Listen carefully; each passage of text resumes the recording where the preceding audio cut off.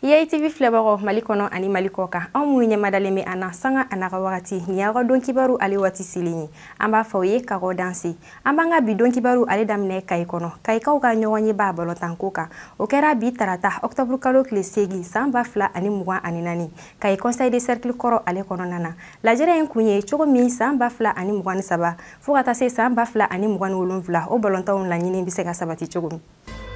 Demain na sira fɛ bi tarata octobre kalo tile 8 san 2024 coalition de la société civile pour l'unité la paix et la réconciliation nationale a ye dɛmɛ kɛ ka ɲɛsin Samɛ Foroba kalanso ma ni sigida 20 tali ye ka d'u ma dɛmɛ bɛ tali kɛ cogo min sigiyɔrɔko degun min bɛ Samɛ kalanso la o degun bɛ se ka taga bu kan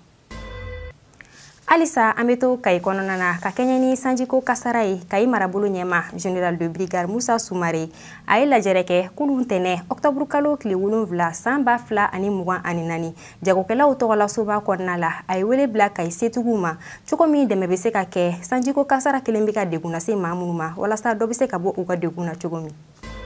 An b'an ka bi don kibaru kuncɛ ni sirabakan kasara ye ministre mun ka baara bɛnnen bɛ sirakow ma a ye lase kɛ lase min kɔnɔna la n'a y'a yira ko kunun tɛnɛ octobre kalo tile 7 san 2024 Fana cercle kɔnɔna na nɛgɛ kaɲa 10 waati ko siraban kasara kɛra sababu ye ka maa 8 ko o bɔnɛ u ni na ka maa 19 k'olu jogin kosɛbɛ ani k'u bolola minan caman tiɲɛ